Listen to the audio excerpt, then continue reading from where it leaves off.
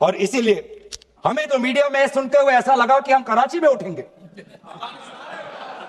Media में हमारे भारत की मीडिया जो जिनको सूचना आपसे मिलती है, उनका ये सुनने में लगा कि आज तो हम फतह करके ही रहेंगे।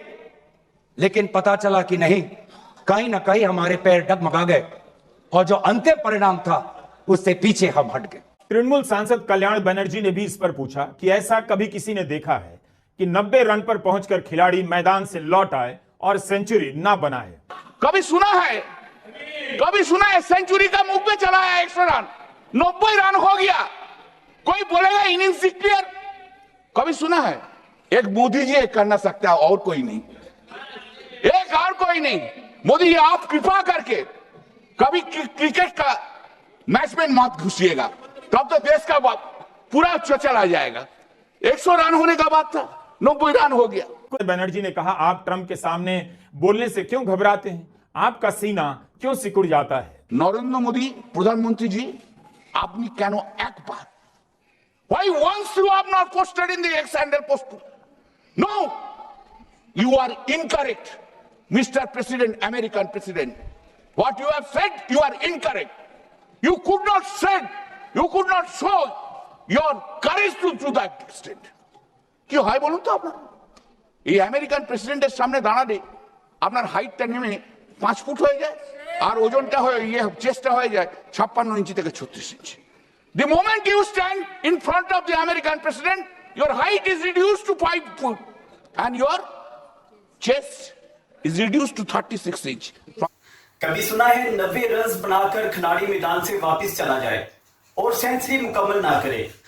भारतीय वजीर राजनाथ सिंह इंडियन असेंबली में ऑपरेशन सिंदूर की कामयाबियों के किस्से सुना रहे थे, जिस पर ऑपोजिशन लीडर बैनर्जी ने मोदी हुकूमत और राजनाथ सिंह की ऐसी दुर्गत बनाई कि आपको मजा आ जाएगा। भारतीय सहाफी रवीश कुमार ने भी इस ऑपरेशन को फ्लॉप करार दे दिया है। चलिए चलते हैं स्क्रीन की तरफ और देखते हैं रवीश कुमार इस बारे में क्या कहते हैं। अगर आप भी ऐसी रिएक्शन वीडियो हासिल करना चाहते हैं तो हमारे चैनल को सब्सक्राइब कीजिए। चलते हैं स्क्रीन की तरफ। नमस्कार, मैं रवीश कुमार। पाकिस्तान युद्ध रोकने के लिए गिड़गिड़ाने लगा तो युद्ध रोक दिया गया। लोकसभा में रक्षा मंत्री राजनाथ सिंह के इस दावे पर नेता प्रतिपक्ष राहुल गांधी ने पलटकर पूछ दिया, आपने जंग क्यों रोकी? 10 मई की सुबह जब भारतीय वायुसेना ने पाकिस्तान की मल्टीपल एयरफील्ड पर करारा प्रहार किया तो पाकिस्तान ने हार मान ली, अध्यक्ष महोदय, और हॉस्टिलिटी रोकने की कोशिश की। अब रोक दीजिए महाराज। उन्होंने एक कोशिश की, हमारे डीएमओ से बात की, महाराज अब रोक दीजिए, बहुत हो गया। यह पेशकश इस कैबिनेट के साथ स्वीकार की गई थी। बोले रुकिए तो रुकिए, बता दी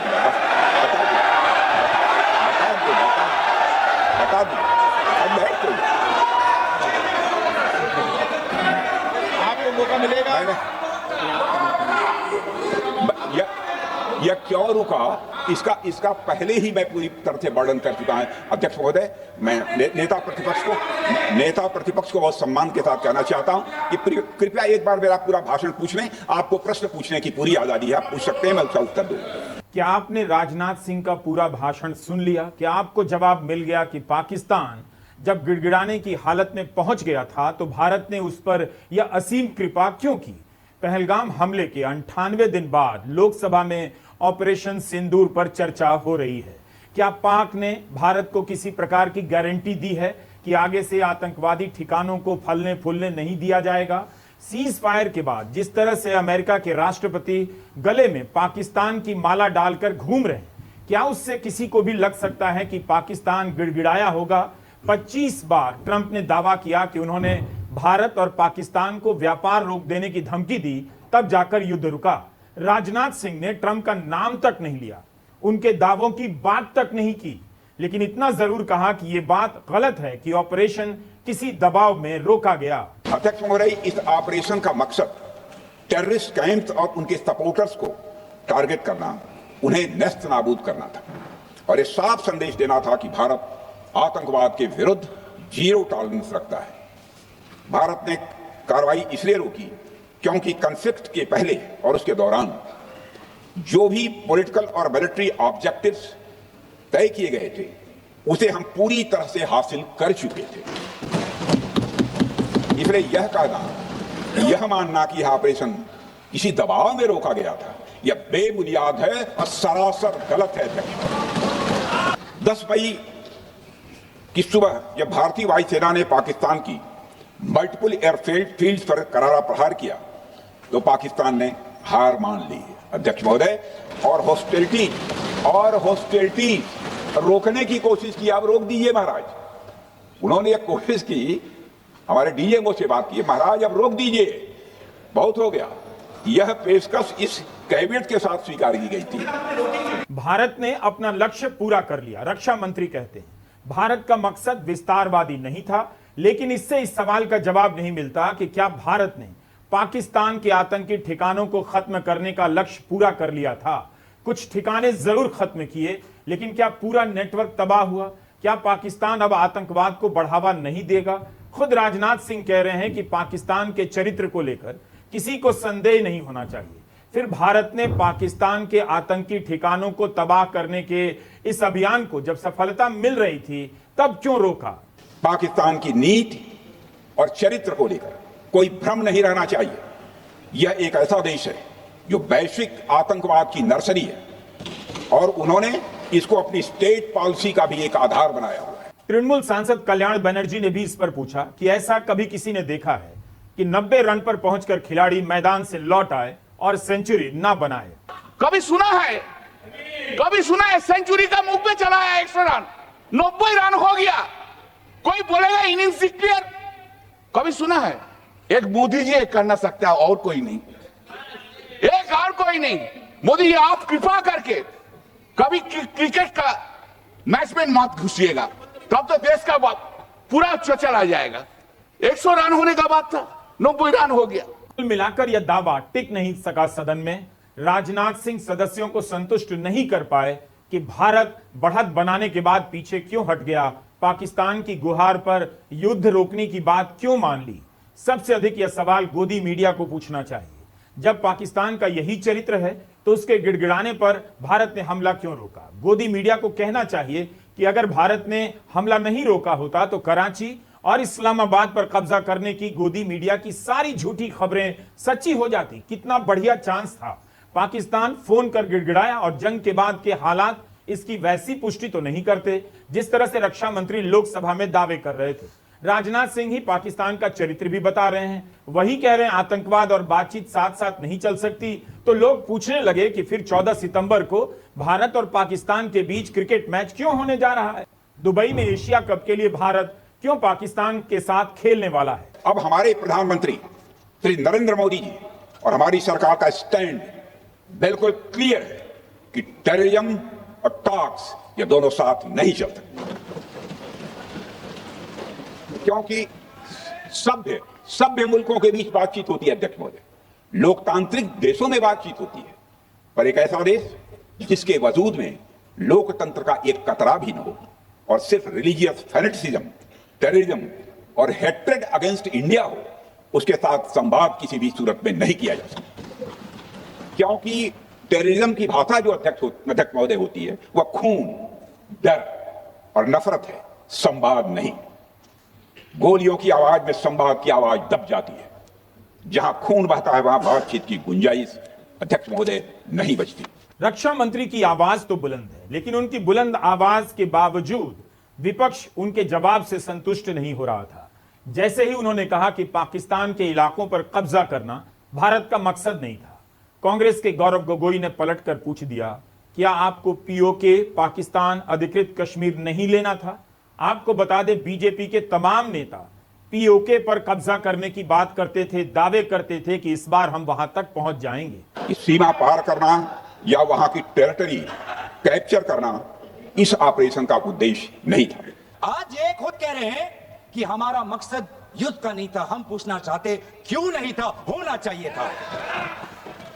आज उन्होंने खुद कहा कि हमारा मकसद जमीन लेने का नहीं था, क्यों नहीं था? पाकिस्तान ऑक्यूपाइड कश्मीर अगर आज नहीं लेंगे तो कब लेंगे? कि आदरणीय गृह मंत्री जाते हैं, कहते हैं कि बहुत अच्छा बंदोबस्त हो गया है, टेररिज्म के हमने उनकी रीढ़ की हड्डी तोड़ दी, तब भी उरी होता है। तब भी बालाकोट, तब भी पुलवामा होता है, तब भी पहलगाम होता है। अंत में जाके जिम्मेवारी कौन लेता है? जम्मू कश्मीर के लेफ्टिनेंट गवर्नर नहीं। अगर जिम्मेवारी किसको लेनी पड़ेगी तो आदरणीय गृह मंत्री आपको लेनी पड़ेगी, नैतिक जिम्मेवारी आपको लेनी पड़ेगी। हम ये जानना चाहते हैं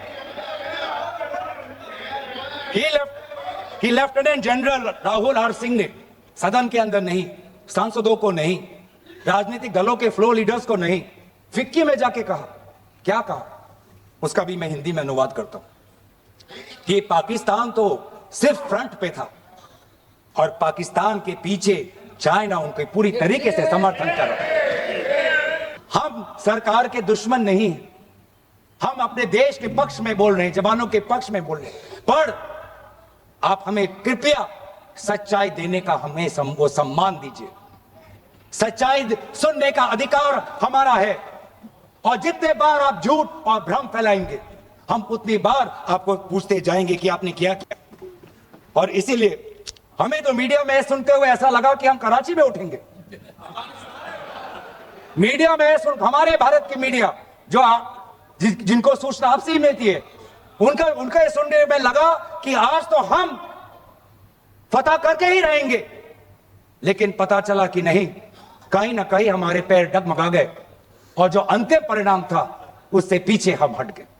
हमें पीछे नहीं हटना, हमें आगे बढ़ना है। रक्षा मंत्री ने अपने भाषण में एक गलती कर दी। War is peace, freedom is slavery, ignorance is strength. ये लाइन नायपॉल की नहीं है, ये जॉर्ज ऑरवेल की है, जिनका जन्म मोतिहारी में हुआ था और जिस मोतिहारी को प्रधानमंत्री मोदी मुंबई बनाने वाले हैं। राजनाथ सिंह को भी 1984 पढ़नी चाहिए, पता चलेगा कि कैसे सत्ता का तंत्र झूठ के दम पर सच को विस्थापित कर देता है, एक काल्पनिक शत्रु को खड़ा करता है जिससे लगातार लड़ने का भ्रम फैलाता है, लोगों के दिमाग पर कब्जा कर लेता है, भाषा बदल देता है, शब्द बदल देता है।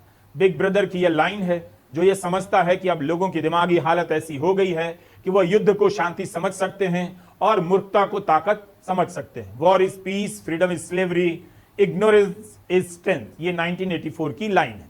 राजनाथ सिंह ने अपने भाषण में नारेबाजी का ध्यान रखा, पाकिस्तान की तुलना मेढक से की और चौथी बड़ी अर्थव्यवस्था का जिक्र करने लगे, नया भारत बताने लगे। यह सब स्वाभाविक था। राजनाथ सिंह ने अपने भाषण में ट्रंप के दावों का जिक्र नहीं किया, करते तो उनकी बुलंद आवाज और बेहतर हो जाती। भले ही राजनाथ के भाषण में पाकिस्तान तुच्छ नजर आ रहा था, लेकिन यह भी सच है कि ट्रंप भारत के साथ साथ पाकिस्तान का नाम बराबरी से लेने लगे हैं, पाकिस्तान की तारीफ करने लगे हैं। कम से कम इतना तो बोलना ही चाहिए था। अगर राजनाथ सिंह पाकिस्तान को गया गुजरा बता सकते थे तो 2-4 शब्द ट्रंप पर भी खर्च कर सकते थे। हमने कभी भी किसी की एक इंच जमीन पर आज तक कभी कब्जा नहीं किया है। हम यह भी जानते हैं कि युद्ध अपनी बराबरी वालों से करना चाहिए। ऐसा गोस्वामी तुलसीदास जी ने लिखा है और गोस्वामी तुलसीदास जी कहते हैं कि नीति ऐसी ही होनी चाहिए, प्रीति और बैर बराबरी वाले से ही करनी चाहिए। शेर यदि मेढकों को मारे तो उसका बहुत अच्छा संदेश नहीं जाता है अध्यक्ष को। और अध्यक्ष महोदय, हमारे देश की सेना शेर है।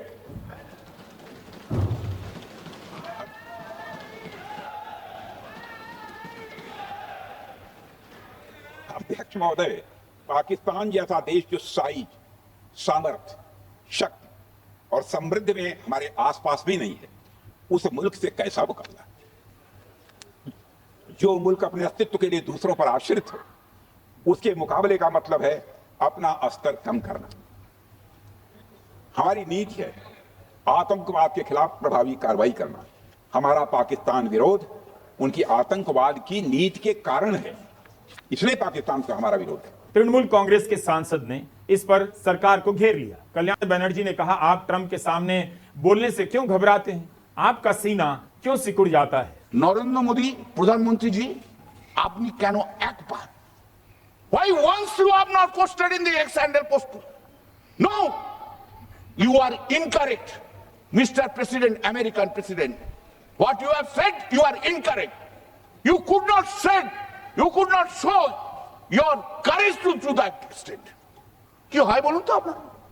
এই আমেরিকান প্রেসিডেন্টের সামনে দাঁড়ালে আপনার হাইটটা নেমে 5 ফুট হয়ে যায় আর ওজনটা হয়ে চেস্টটা হয়ে যায় 56 ইঞ্চি থেকে 36 ইঞ্চি। The moment you stand in front of the American president, your height is reduced to 5 foot and your chest is reduced to 36 inch from 56 inch. Why you are so much afraid? Why are you so much afraid? Why are you so much afraid to the American president? विपक्ष के सदस्य भी कम हमलावर नहीं थे। Trump के सामने भारत क्यों चुप रह गया, उनके दावों का संसद में क्यों नहीं जवाब दिया गया, इसे लेकर सदस्यों ने बार बार पूछा। भारत के कितने विमान गिरे, यह एक बड़ा सवाल रहा, लेकिन इस सवाल का जवाब भी रक्षा मंत्री बचकाने उदाहरणों से देने लगे। सवाल पेंसिल के टूट जाने का नहीं, सवाल है कि क्या आप लड़ाकू विमानों को पेंसिल समझते हैं? फिर सेना प्रमुख से लेकर उप सेना प्रमुख क्यों बोल रहे हैं कि विमान गिरे?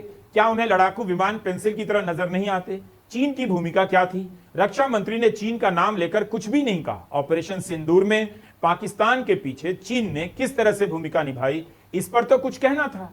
चीन की क्या भूमिका थी, इस पर उनके भाषण से कोई जवाब नहीं मिला, बल्कि खुद उन्होंने याद दिलाने की कोशिश की कि चीन के समय युद्ध के दौरान विपक्ष ने उस समय की सरकार से क्या सवाल पूछे थे। 1962 में अध्यक्ष महोदय, चीन के साथ हुए युद्ध में जब दुखद परिणाम आया तो हमने उस समय की सरकार से यह पूछे थे, लेकिन वह प्रश्न यह था कि हमारे देश की धरती पर दूसरे देश का कब्जा कैसे हुआ।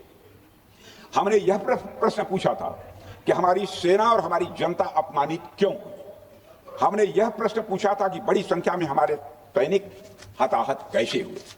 हमने यह प्रश्न नहीं पूछा कि हमारे टैंक, हमारी मशीनें, हमारी बंदूकें क्यों ध्वस्त हो गई। यह प्रश्न हम लोगों ने नहीं पूछा। मशीनों और तोपों की चिंता न करके, मशीनों और तोपों की चिंता न करके अध्यक्ष महोदय, हमने देश की टेरिटरी की चिंता की। तो ठीक इसी तरह के सवाल क्या विपक्ष आज नहीं पूछ रहा? विपक्ष भी तो यही पूछ रहा है जिसकी बात राजनाथ सिंह कर रहे हैं। विपक्ष ने पूछा तो है कि पूर्वी लद्दाख में चीन ने कब्जा किया है या नहीं। इस बार विपक्ष पूछ रहा है कि जब भारत ने बढ़त बना ली तो सीज फायर क्यों किया। इस बार विपक्ष वैसा ही तो सवाल कह रहा है कि कितने विमान गिरे, क्यों गिरे और इसमें चीन की क्या भूमिका थी। आज राष्ट्रपति ट्रंप खुद कहते हैं कि 5-6 जेट गिरे। एक एक जेट करोड़ करोड़ अरब अरब रुपयों का है, मिलियंस एंड मिलियंस का है। इसलिए हम जानना चाहते हैं, आज हमें स्पष्ट रूप से आदरणीय राजनाथ सिंह जी बताएं, देश पर विश्वास करें, देश में वो साहस है सच्चाई सुनने की। आज आप बताएं कितने लड़ाकू जहाज गिरे। यदि किसी परीक्षा में कोई बच्चा अच्छे मार्क्स लेकर आ रहा है तो हमारे लिए उसके मार्क्स मैटर करने चाहिए। हमें इस बात का ध्यान नहीं रखना चाहिए कि एग्जाम के दौरान उसकी पेंसिल टूट गई थी या उसकी पेन खो गई।